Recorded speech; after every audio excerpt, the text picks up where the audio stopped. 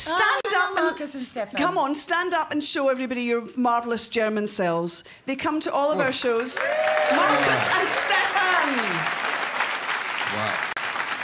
I love them. I want to be their friend. Oh, you can be. They go to every show. We have got a mixture of people in the audience, and quite a lot from, you know, Edinburgh and surrounding area, or British generally, but there's always some Americans, and they are the best ones. We do an improv show. Oh, thank you. They're the best ones for joining in, volunteering to come up on stage, shouting out suggestions. I think there's something about America, and you're applauding because you're from America. Was that? Yeah. There you are. You see, you're already joining in more than anybody else. Yeah. I think what's nice about who's 86, I think, didn't he? Now I am 87. Yes, so no, he's 87. Yeah. It's called Who's Going to Die First Anyway. Yeah. But keep it light. Yes. It's kind of...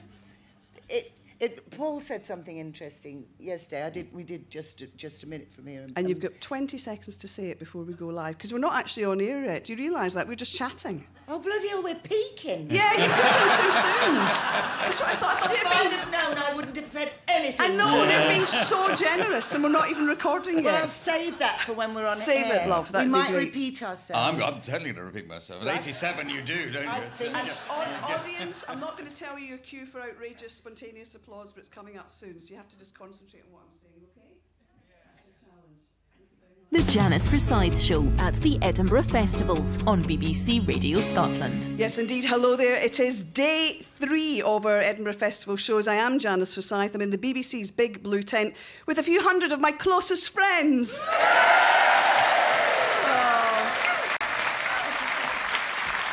Although, actually, some of them are just a wee bit too close for comfort. Our audience are extremely excited today. Our line-up's magnificent. You'll be hearing later on from Clive Anderson and Josie Lawrence. You can whoop if you like. I'm not forcing you. Also here, Jason Byrne. Evan Welsh, that up-and-coming novelist. Yeah, and the Modern Maori Quartet, and many, many more. So let's go off to a swinging start with a woman who is extremely busy at this year's Fringe. She has 2 music shows on, so please welcome award-winning 5, she's telling me, 5 shows on. Award-winning vocalist Ali Affleck and her band. Here she is with Exactly Like You.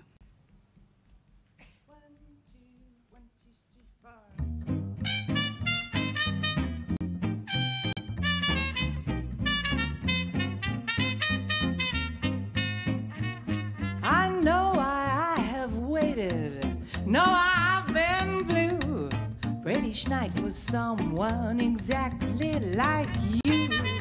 Why should we spend money on a show or 2? No one does those love songs exactly like you. You make me feel so grand. I want to hand the world to you. You seem to understand each little bitty dream I'm dreaming, scheme I'm scheming. Now I know why Mama, she said I should be true. She wanted me for someone exactly like you.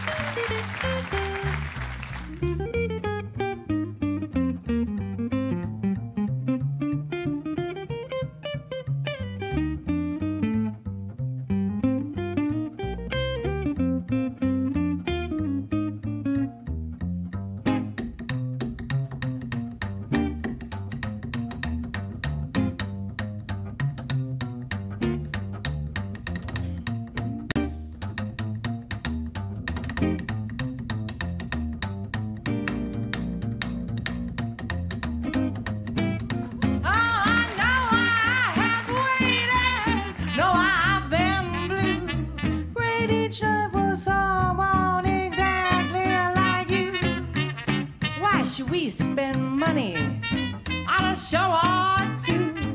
No one does those love songs exactly like you. You make me feel so grand, I'm gonna hand the world to you. You seem to understand each little bitty dream I'm dreaming, scheme I'm scheming. Now I know I'm mama. She said I should be true. She wanted me for someone exactly like you.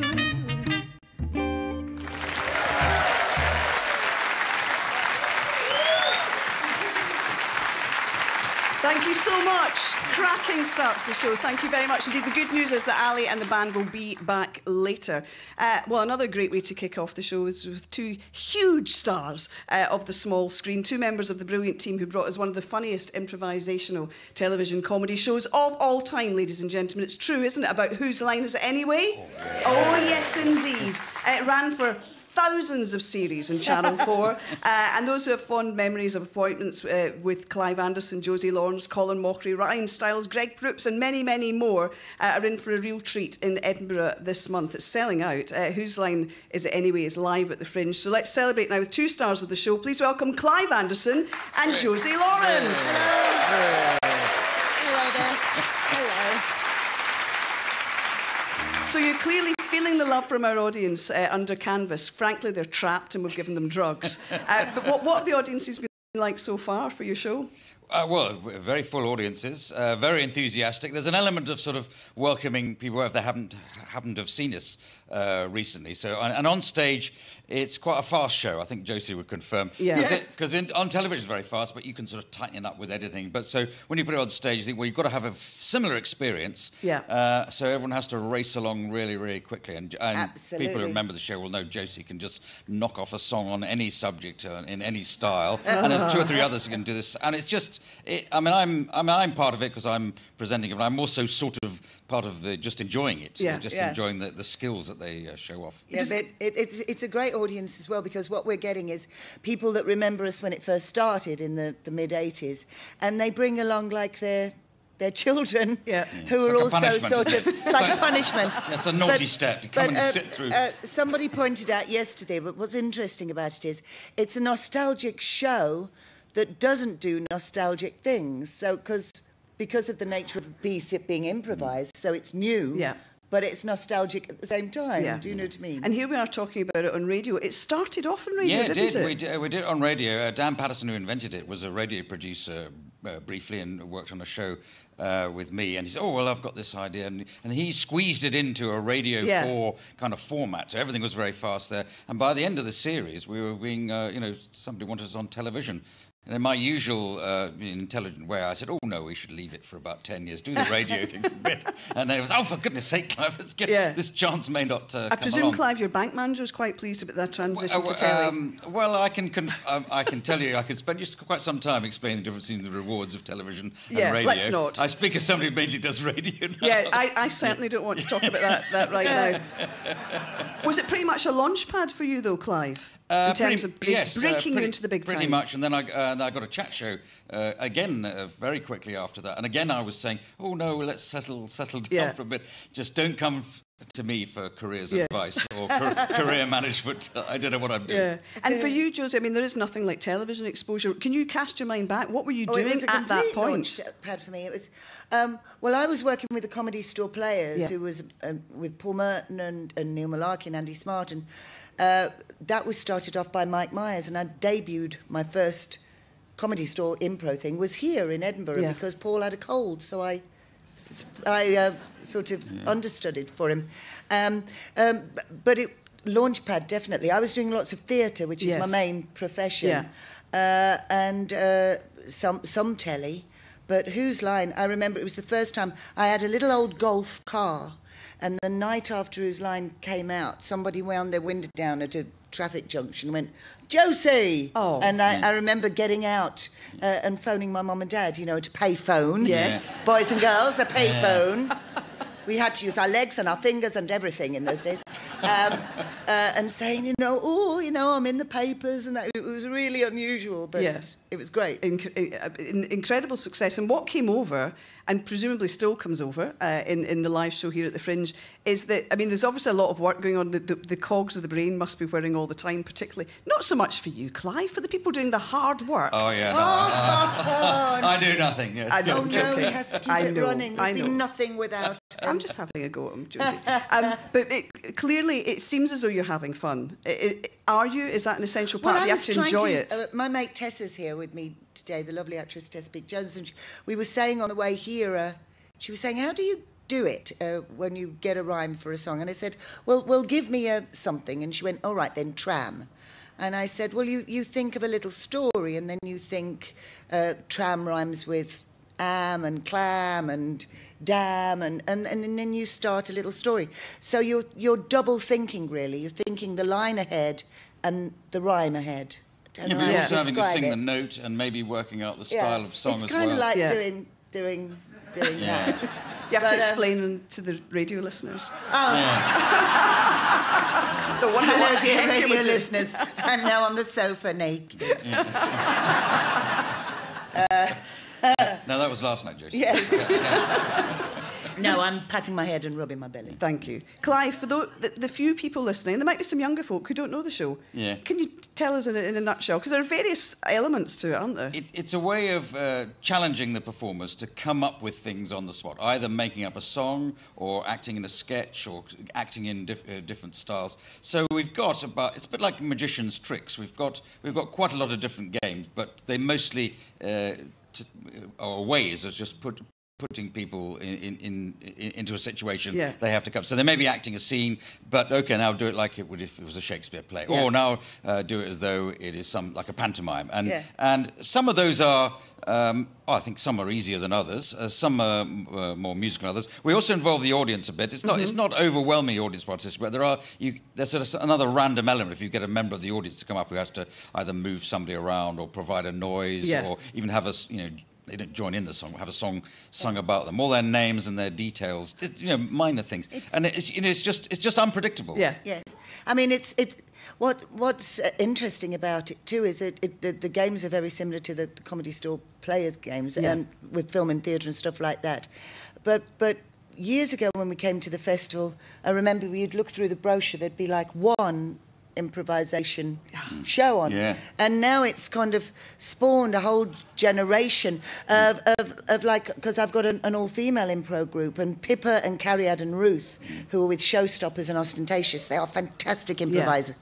They first were introduced to improv through watching Whose Line on the television, so it's nice that we've kind of But they can improvise a whole evening, a whole show, or a whole Jane Austen novel. And people will remember you from the telly, Clive, kind of hosting this. It's an interesting skill set you need to do it, because you are, although I was taking the mickey slightly, you're in the middle of the live thing, and you've got to keep control of that and impose a structure on it. Well, yeah, but I enjoy doing it, and it's the show is still on in America. It went, Dan took it to America, and then it came and went, and then it's come back again because they got another network. So 3 different people have now hosted Whose Line Is It Anyway? But you're the and best. I can say I was the first. He's the best. He's the best. Yeah. And you were talking there about your improv, your female improv pals, because amongst other things, Josie doesn't just do this. She's an actual brilliant stage actor as well. Well, how are you in the actor-actress thing? Do we call you an actress? Do we call you an actor? Do you care? Do you know, I say actor, actress. I say performer a lot as well, because I think, all this... What happened after Whose Line, funnily enough, was a lot of parts I went up for, people would say, oh, no, we can't see her, she's a comic. You know what I mean? And you think, don't do that to me, you should be able to run the whole gamut. I mean, I think comedy is much more difficult to do than serious drama myself. Really. It's more difficult to make the switch from doing serious to comedy, but if you've done comedy, I think you can handle anything. Yeah. I mean, my idols are the likes of Beryl Reid and that, And I went to visit her once. Sean Phillips took me to visit her before she passed away to her lovely little house. And I sat on her bed. She was one of my idols, along with Glenda Jackson. And she it was only in her later years that people were sending her things like The Killing of Sister George and Entertaining Mr. Sloan, and she was a fantastic actress. Absolutely. Well, you have done quite a lot of serious acting, haven't you? Most of my career has been acting. Yeah. The only awards I've ever won have been for Shakespeare plays like Taming of the Shrew, Much Ado About Nothing. I premiered a very serious play at the National. Yeah. Well, have you got something coming up? Are you allowed to talk about it yet? Yes. Yeah. There's been a hint with a name that's been mentioned in London, already. Yeah, I'm playing a part I've always wanted to play, and that's Mother Courage. So I think that deserves a round of applause. Yeah. Actually. No. I was saying to Josie... No, you've misremembered. It's Mother Goose. Mother Goose. Damn. Actually, there was a lovely cab driver in London. He said, "What are you doing next, Jose?" I said, "Mother Courage." He said, "Is that Panto?" I said, "No, that's Goose, not Courage." Yeah. He went, "I suppose it is." Brilliant. I was saying to Josie beforehand, I was lucky enough, and I'm sure there are some people in the audience who may have seen Glenda Jackson playing Mother Courage in the brilliant production at the Glasgow Citizens Theatre years ago. Anyone see it? Well done. Gosh, you're old. Did you see that production? No, I would have loved to. She's one of my idols. I saw her in Lear. Yeah. I mean, to make a theatrical comeback and decide to do Lear. Extraordinary, isn't And she was magnificent. Well, you can tell I'm a bit of a fan. My cat is called Glenda Jackson, and my all-female improv group is called the Glenda J Collective. And I know Celia Imrie and Jane Horrocks who were in the play, so I went and had a drink with them afterwards. And there's a knock on the door. And Celia says, "Open it, Josie." And I open it. There's Glenda Jackson. And I rarely get funny with people. And she came in, she said, "Is there any wine for me?" You know. And she sat and had wine. And then eventually Jane said, "Josie, tell Glenda what your cat's called." No. And he goes, "What's it called?" I said, "It's called Glenda Jackson." She went, "Oh, God, no." And she was very good about it. I thought, well, I'm not going to tell her. And I also have an improvisation group called after you as well. And I have a T-shirt. And there's a big picture of you in my bedroom. Yeah. You know, I thought I'd better stop. She got an injunction after that, didn't she? But I love her. Always have done. Blooming love it. I think in that bombshell, we should finish up this section of the show for now. But Clive and Josie are going to stay with me. And let me remind you, Whose Line Is It Anyway? Live at the Fringe is on at the Assembly Rooms at 8:10 until Sunday.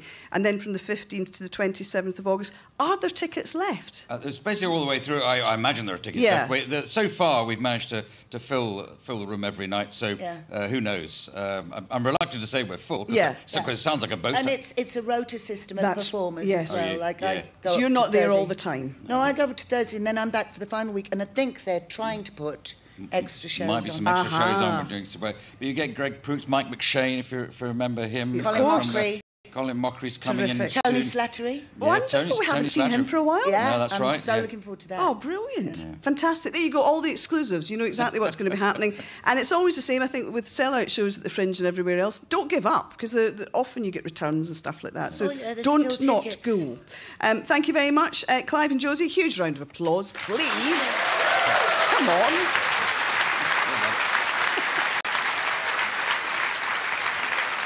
Audience, don't peak too soon. I know you love these two. They are staying with us. We've got lots of other stars on the show today.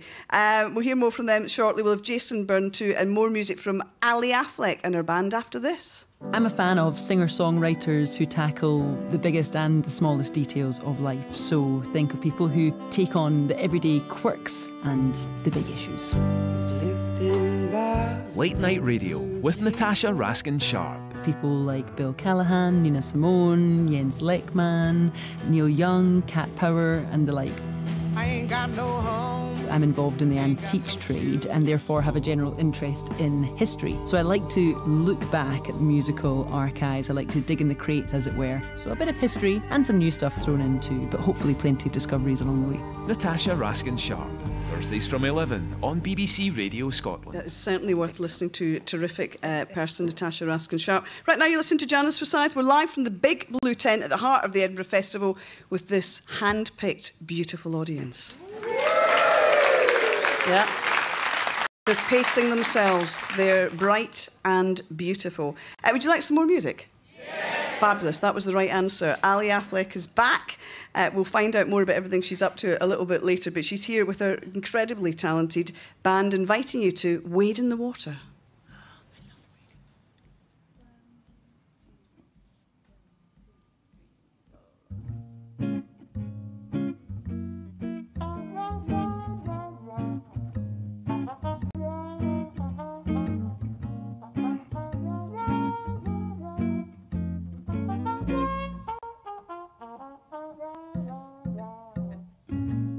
Wade in the water, wade in the water, children, wade. God's gonna trouble the water. Who's that young girl dressed in red? Wade in the water, must be the children that Moses led. God's gonna trouble the water.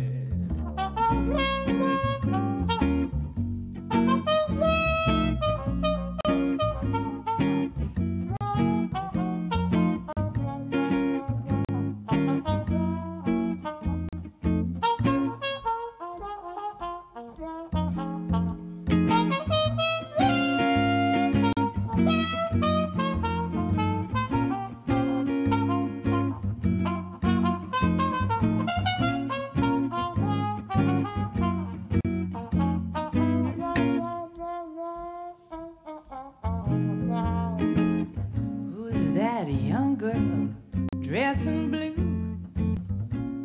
wade in the water, must be the children that's coming true. God's gonna trouble the water. Wade in the water, wade in the water, children,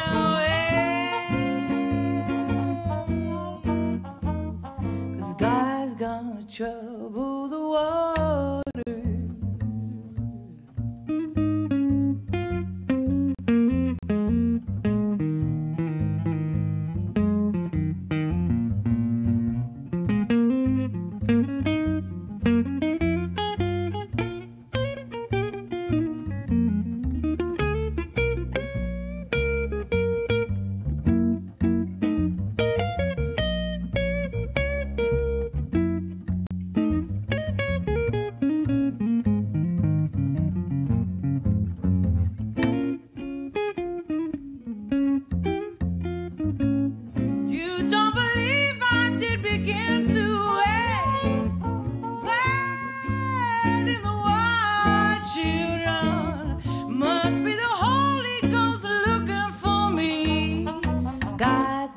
Travel the water,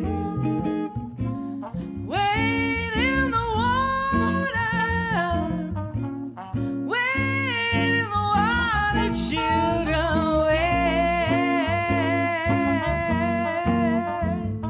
'cause God's gonna trouble the water.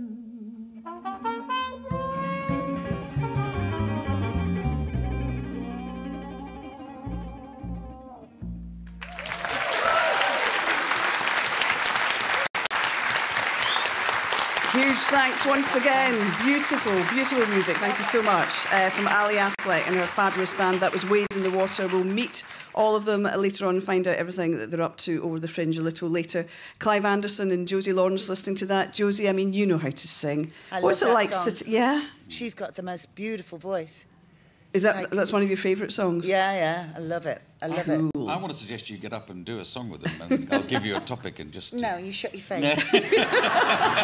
Shut your face. Love it. Hello. Yeah, I've just arrived on set without being introduced. Oh. So I do apologise. People listening in there are wondering why they're hearing an Irish man. I haven't invaded this show. Because I thought I was going to be introduced and brought on, a big round of applause. And a guy called Malcolm, Janice, just brought me in and just crept me into this chair. This could be anybody. I know, I could be, literally. I'm Jason Byrne. Hello, everybody.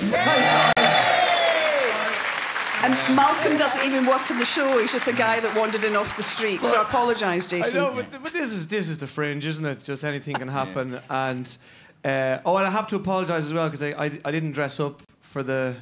I'm wearing training gear, so. You look gorgeous. Yeah, I know. We followed each other on Twitter last night. You followed me. Yeah, I did. And I followed you, and I felt like we'd married in some way, like you know, like a gypsy wedding or something. Yeah, I probably shouldn't have sent you that picture though. But yeah, I'm not. I do the tweeting and all because I have to. Yeah. But so I thought that's what I was supposed to do. You know, you follow. Do you have Twitter, Clive? I don't. No. I've established early on, admittedly not in the programme, that I'm 87 years of age now. So that is a joke for people at home. But oh my God! I love the way you just put yourself down and immediately. Yeah, got myself up again. But in consequence, I'm not a big fan of. Twitter, but everyone tells me I should be doing it. Well, I mean, the thing is about obviously with Twitter. I mean, I can see how many people in the audience here use it. Oh my God, that's amazing. That's the type of people that are following you, Janice. All 200 of them. I imagine they all still listen to the wireless. Yeah. You do, don't you? That's what they have. Yeah. Well done, everyone. Like my dad still has... okay, I'm hopping and jumping, sorry, but my dad is... he's 79 and he has a secret of life, which is a shed out the back garden, and he doesn't care about anything anymore at all, ever. That's his thing. And he has a little whiskey and cigarette, and he's rebuilding a radio with the valves, you know, the old style. Yeah. Hilversum. He's been doing it 15 years. And he just looks at it, and there's parts all around his chair and his shelf, and he sounds like a Zen master. He is. Yeah. He's brilliant. He doesn't understand why people get so stressed and worry. You know what I mean? It's an interesting structure to this programme. It was your show until about... Jason knows me. But I don't know why I'm here. Because I was just at the back having a coffee, and a guy called Malcolm just put me in this seat. No, Jason's normally... I'm in a home. No, it's good. It's good.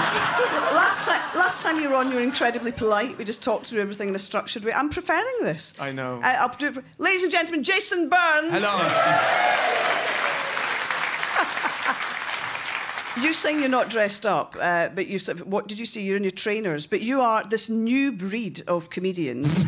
I mean, I know you're a superstar, but this whole thing, it's not to do with drinking and staying up late and doing parties. Everyone's super fit and going to the gym, and you're one of those people.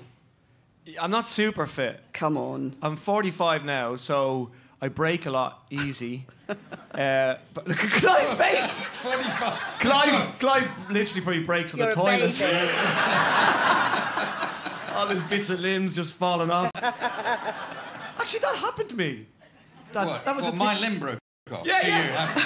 No, I was doing I was on the loo, and my first ever injury was my knee. Yes. I ripped the cartilage in my knee. Oh, I've done that. Have you done on the loo? No, not on the loo. I got on a ski slope. Sorry, carry on. On a ski slope? Yeah. Were you straining, Jason? No, it wasn't anything to do with... Thank you, Dr. Janice. That was a proper doctor question. Were you straining? You mustn't strain. I don't feel so bad now, because I can go to the loo on my own without damaging my knee. So I'm okay. You are okay. So I was on the loo, and you know, obviously the trousers are down. I mean, I don't need to say that bit there. You don't need to say any of this. No. So what happened was I just got up too quickly and ripped the cartilage in my right knee. Oh. And it kind of locked, and I was left like that. Yeah. Can I ask? Yeah. Were your pants still down? Yeah. So it was literally like a comedy sketch, but for real. And my knee's locked, and I called to my wife, and I remember calling to her, and she just came in and looked at me, and you know, I didn't get hugged or held. No.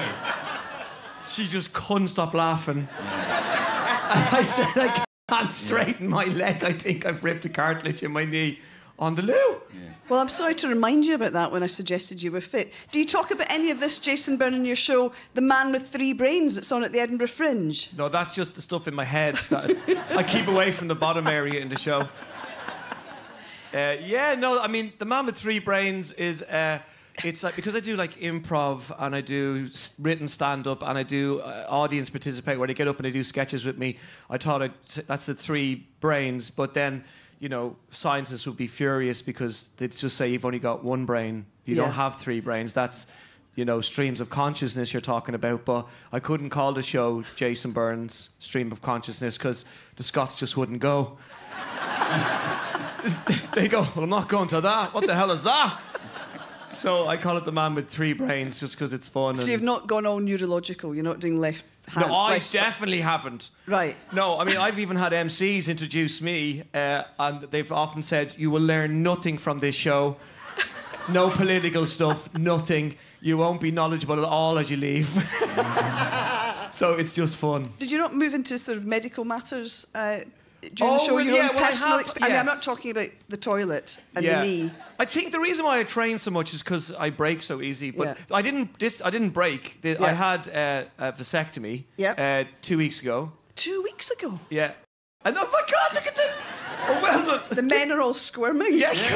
We're learning so much about your medical history here. I know. There's not a bit of your body we can't now picture in our mind. No. I've ripped the cartilage in my knee on the loo. My arm fell off in Australia in the sea. It did. Shark attack? No. I said I was surfing, but I wasn't. I was holding onto a boogie board. You ever know those little, you're supposed to just lie on them? Yeah. And a wave hit me and it just took my arm off and ripped, dislocated it. Yeah. So, and I've had a vasectomy and I've had my lung collapse 3 times, which was it's all bad luck. Apart from the vasectomy, that's not bad luck. It wasn't like I walked into the wrong place and they went, oh, Jason, snip. What? I thought this was a restaurant. Yeah. No. Leave a tip. How do you fancy Jason being part of your lineup? Yeah. Very good. Would he make it through to the show? I think you'd be brilliant. You'd be brilliant. Yeah. No, I was banned from improv in Ireland. Why? Because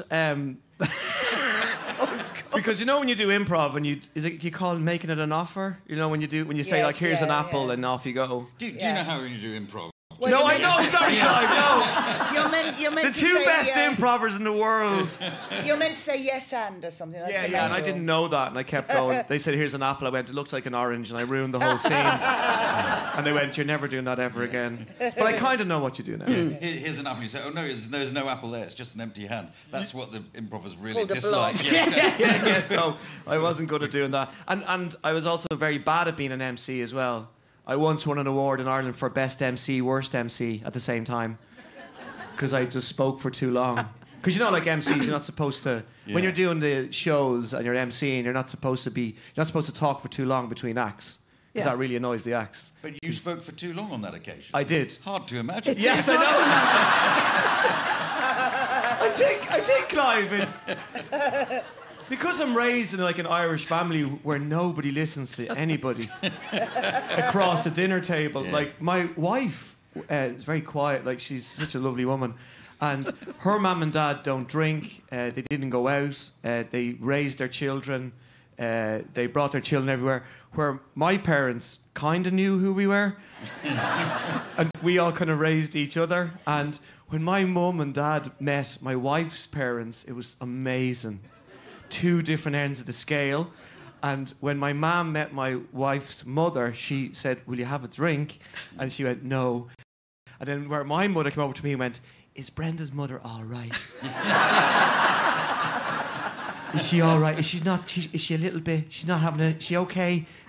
And she thought she was just mad because she didn't drink. And one of my mothers, she gave me this advice when I had my first child.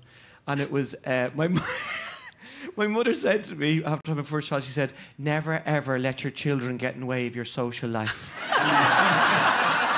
That's fantastic advice. Jason, that is really good advice. How many fringes have you done? 21 years. So this is your... I've never missed a year. Which is... You've never missed a year? No. I don't do anything else for the whole year. I just wait at the gates here. But hence your utter laid-backness right now. I mean, you're very physical and full of energy on stage. Yeah, that's why I have to do some training, because it's ridiculous. Yeah. The movement I have to do, you know? It's the Scots, it's their fault. Why? Because they go, jump around, do more stuff, run around, make it up. Where's the stories? More stories about Scotland. Are you writing more children's stories? I'm writing a children's book now, yeah. I wrote a book about me growing up in Ireland from the age of 5 to 15, which was just great. And at the book launch, everybody wanted my dad to sign the book. and they're all going, we need to hang out with your dad more. And my dad still doesn't believe it's about him. I'm going, Dad, it's about our family, you're in our family. And he was like, oh, right, okay, yeah. What's it called? It's called The Wonky-Eyed Boy. Because I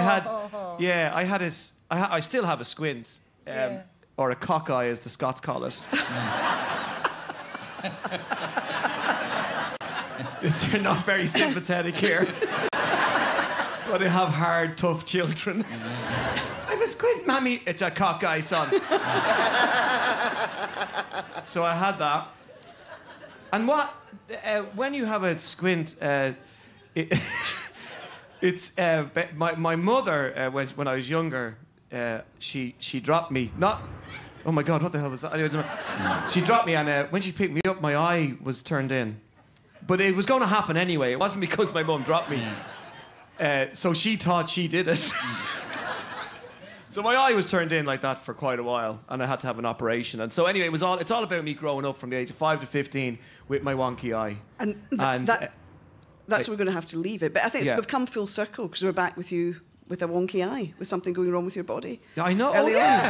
We've managed to go all the way up, really. Yeah, we have. Squint as well, and I don't know what else is going to happen to me. Have you got a bit of your body you'd like to mention that is working perfectly and always has? I was going to say my brain, but no way. Yes, it is. Well, look, Jason, thank you. That was surreal but brilliant. Thank you for joining us today. Well, look, thank you. And thanks, guys. Give our love to Malcolm. Oh, yeah, he's out there. Watch, he just keeps creeping people on and off. He's just a guy off the street. Honestly, we don't know him. Oh, okay. Jason Byrne's show, The Man with Three Brains. Are there tickets left for that? No, so you can bring a chair? No, there is tickets. Yeah. The venue is, it holds 740 people, but when it's sold out, it holds 820. Like, they just squeezed them in. I don't understand. And anyway, yes, 9 p.m. Assembly Hall. You'll be fine. And then, but then Jason's off on tour for everyone listening elsewhere. The Lemon Tree in Aberdeen, the 1st of October. Yeah. Glasgow Stand, 29th and 30th of October. The Dunfermline Alhambra on the 4th of November. Those are just the Scottish dates, because you're doing a big UK tour. Jason, thank you for joining us. And thanks. Huge thanks to Clive Anderson and Josie Lawrence. Whose Line Is It Anyway? Live at the Fringe. 8 until Sunday. Then from the 15th to the 27th of August. Rotating cast. Thank you so much. Clive, Josie, Jason. Thanks. All hail.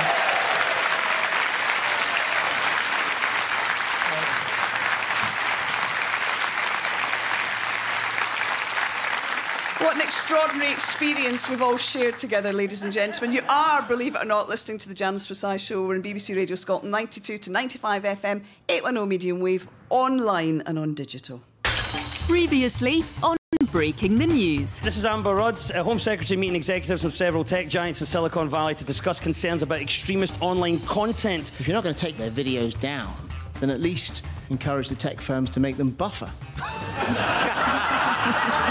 Breaking the News with Des Clark. Best radio show at this year's Scottish Comedy Awards. Claudia Winkleman, she's working with Mary Berry on a new cookery series on BBC One. Mary Berry single-handedly is the reason why we can no longer retire to the age of 124. Breaking the News. Friday at 1:30 on BBC Radio Scotland. Yeah, you're listening to Janice Forsyth right now, live from the Big Blue Tent with this lot. Yeah. We don't have canned laughter or anything like that. Real live human beings, hand-picked, very, very beautiful. Now, we're going to talk about theatre. Any of you been to see theatre shows at the Fringe so far? Yeah. Any of you been in sort of strange setups, not like a proper stage with seats? Have you been in odd situations, anyone? Yeah, one person. Good. Right. So a lot of educating having to go on now. Now, in the old days, we know there's this whole tradition of you go to the theatre, you maybe get there a wee bit early, you buy a drink, order your interval drink, and then you get into a nice wee plush chair that might be a bit uncomfortable and rickety, and you watch a show on a stage, maybe a proscenium arch. Well, things have been changing for a long time. There have always been exceptions to that rule, but it seems to be really kind of ramping up with this kind of change now. So we're going to plunge into the whole subject of immersive theatre, ladies and gentlemen, which doesn't only provide you with something to watch, you get the extraordinary experience, you're right at the heart of it, often very exciting, sometimes unnerving. Let's find out more from some people who are doing just that at the Fringe this year. With me now, Joe Douglas, director of Standby, with lovely legs on display. Joe, I've not seen your legs before, I don't think. I don't think you have, no. They're very nice. Jack Lowe, director of Frogman, who was wearing an exceptional duster coat, I think we call it. Thank you for joining us. And Susan Armitage, producer of Flight. I'm not going to comment on what you're wearing because that would be rude. You're very lovely. These are all immersive theatre pieces at this year's festival. Let's have a huge round of applause.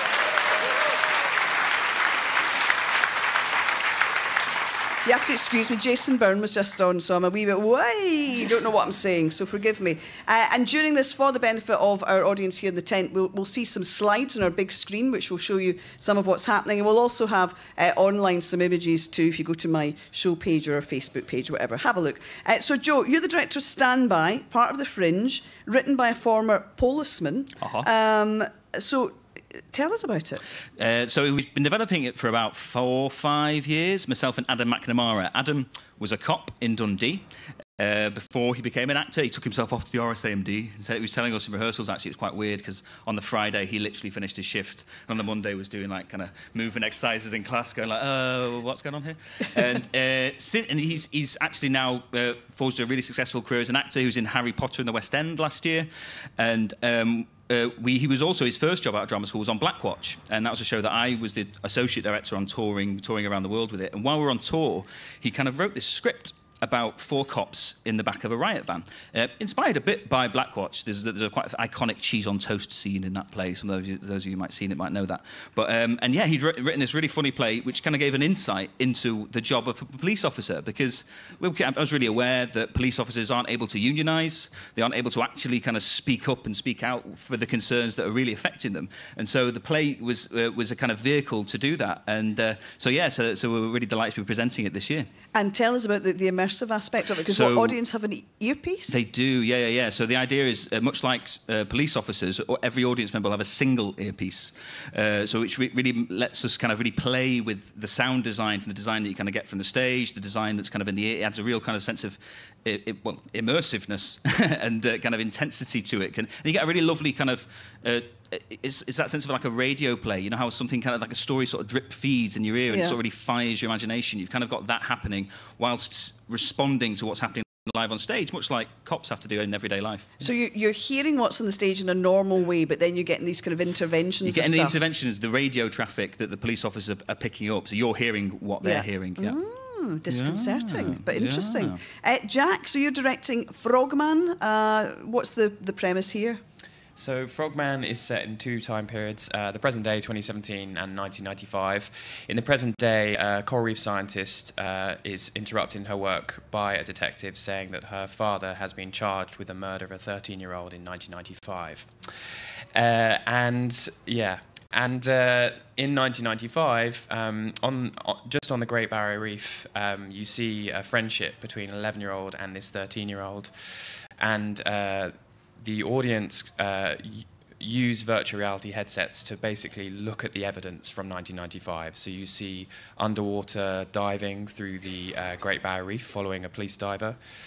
You see the kid's bedroom, and you see a load of other evidence that is being used in 2017. And are you wearing the headset as an audience member all the time? So you wear the headsets for about 6 to 8 minutes at a time.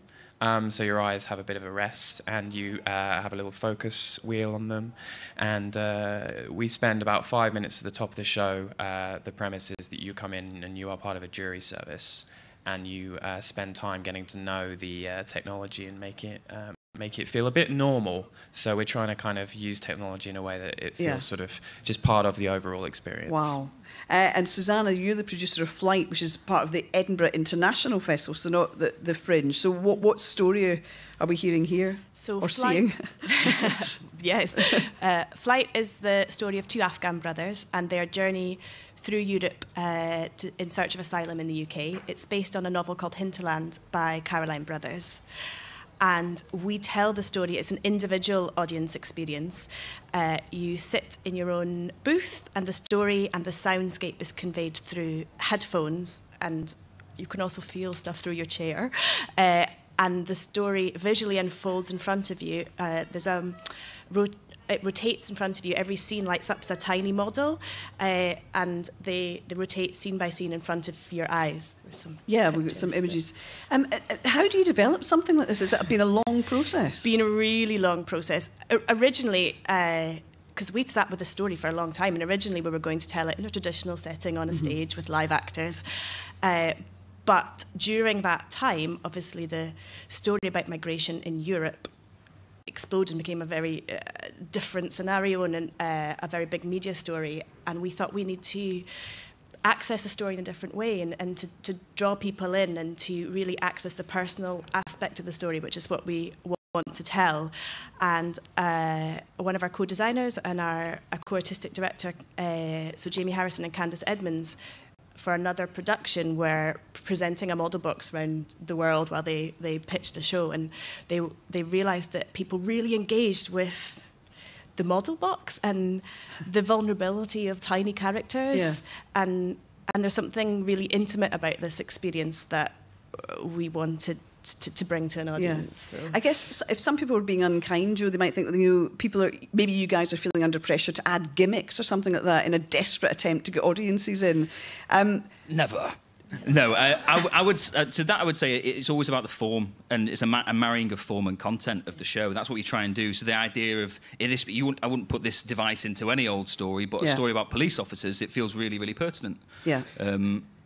I mean, the immersive quality of our show as well, it kind of comes through the venue, actually, because we're at this new venue, Army at the Fringe, and we went there yesterday for our tech period. It opens on Friday, and the whole venue, and it's a working Army Reserve Centre. It's really odd going in there if you're not used to that environment. Yeah. And in this day and age of kind of questions daily about the militarisation of the police, kind of putting it in that context adds something. To the show, I think. And Jack, I'm just wondering, it's such a specific, unusual story. Is it based on anything that really happened? So we actually went about. It's a fiction, but we actually went about creating it thinking about some of the themes that we felt were important for childhood by the sea in a small town, and we wanted to create a story that felt very particular to northern Queensland in Australia.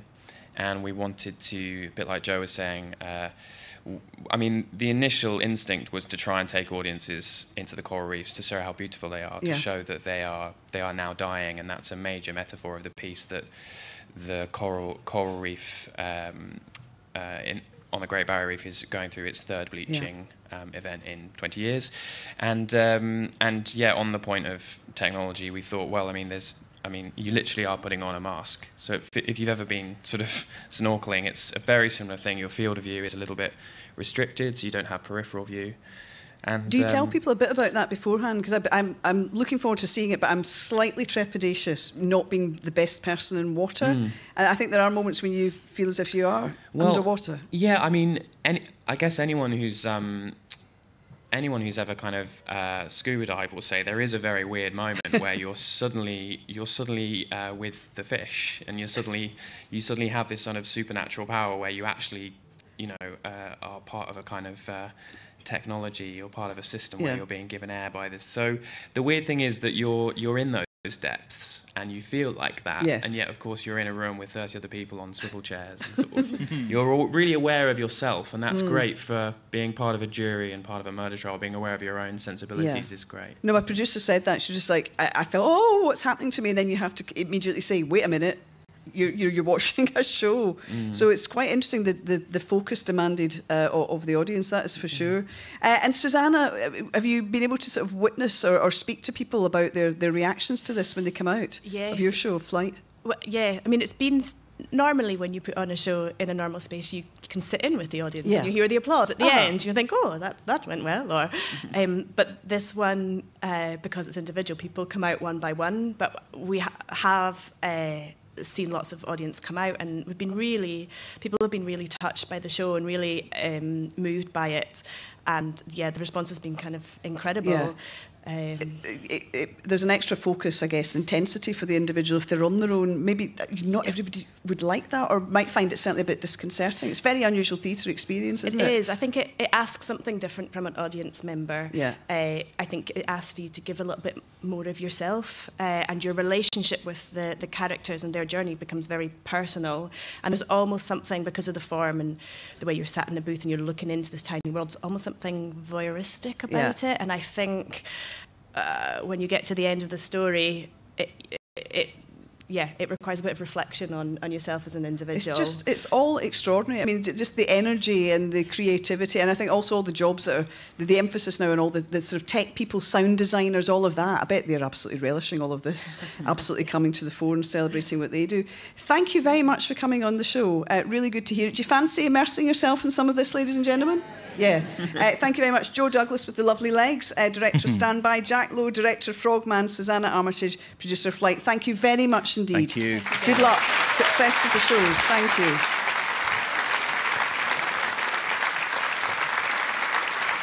And Frogman is at the Traverse at Code Base, if you fancy going along. Flight is at the Churchill Theatre and Studio.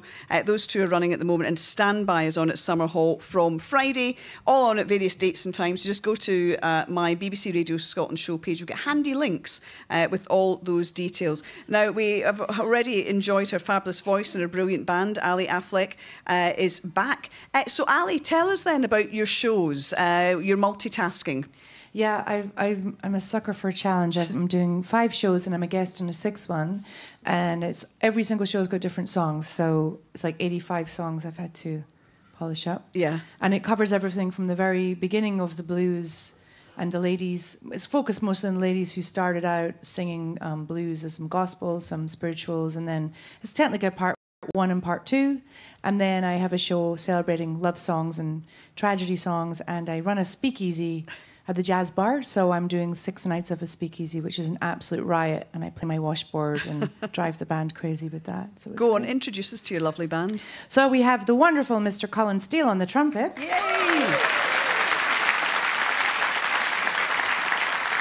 And we have David Series on guitar. And Roy Percy on double bass. These guys are so good. They make it seem easy, don't they? They do. It's ridiculous, isn't it? Oh. And you lived in the States for a while, didn't you? Yeah, for a long time. I spent my time in San Diego and some time in New Orleans, and I try to go back once a year. I'm a dual citizen, so I'm very lucky in that respect. And is there a sort of addictive quality to New Orleans? I've never been. I'd love to go. Yeah, it's a pretty crazy place. Yeah. It's pretty wild. I haven't been there since Katrina, though, so it's going to be a bit of a different vibe there. Yeah. But I'm hoping to be there in November. Yeah, oh, great. And obviously you've got a fabulous audience here in the big blue tent. What are your audiences like then? Is it a real mix of ages that come to your shows? It is, and I tend to do what I call sort of everyman jazz. So it's a lot of the very early things. So it's all very, very accessible, and a lot of the songs are quite saucy and quite racy, and they're about things that happen today. Same thing as it was back in the 1900s. Yeah, and someone like Billie Holiday, I think, has been a real kind of idol of yours in a sense, an inspiration. Absolutely, and actually that's one of my other shows. I'm doing a 2-night run of celebration to Billie Holiday. She's fabulous. Yeah. When did you first hear her? Do you remember? Oh God, so long ago. My granny used to play some music for me back in the day. She's still alive too. How lovely. How brilliant. Well, look, I'll let you get ready to perform for us. Ali's going to sing us up to the news, and then we'll be back with tons more and all the details of the various shows that Ali is doing, and the dates and times you'll find again at the handy link at my BBC Radio Scotland show page. Ladies and gentlemen, are you looking forward to the second hour of the show? Yeah, and wherever you're listening, I hope that you'll stay tuned here to BBC Radio Scotland, because coming up after the news, I'll be joined by Trainspotting author Irvin Welsh and all sorts of other interesting people. But taking us to the news, Ali Affleck and her brilliant band with A Good Man Is Hard to Find.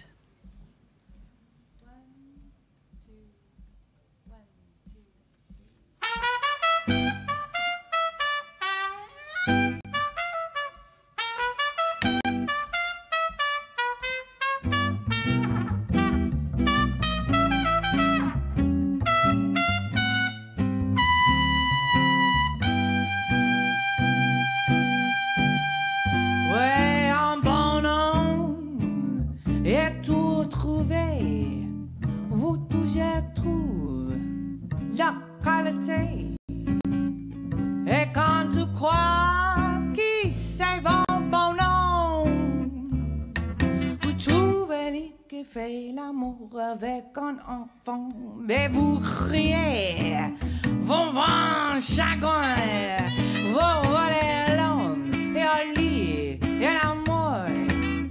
Donc si votre homme est bon et bien chamois, donne-lui l'amour le matin, donne-lui l'amour le soir, donne-lui l'amour tous les jours. Il fait l'amour est bon parce qu'un bon homme est tout pour trop joie d'être.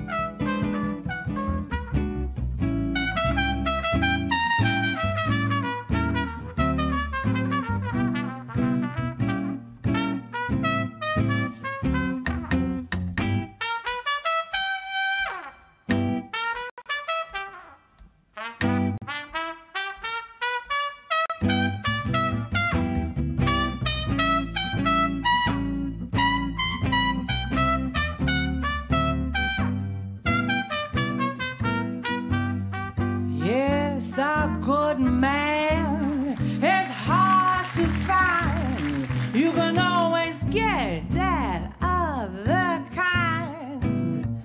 And when you're thinking that he's your special pal, you catch him fooling round the town. He's with some other girl. So then you crave, you're gonna rave. You'll wanna see that man lie in his grave. So if your man is nice, take my advice. Hug him in the morning, kiss him every night. Give him plenty loving, girl. You better treat him right, because a good man nowadays is hard to find.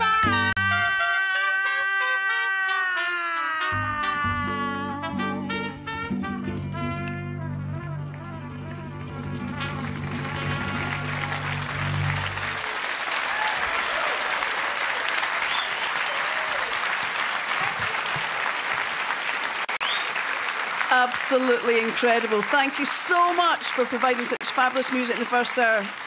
Amazing. Thank you so much. Enjoy the rest of the Fringe. Ali Affleck and the band.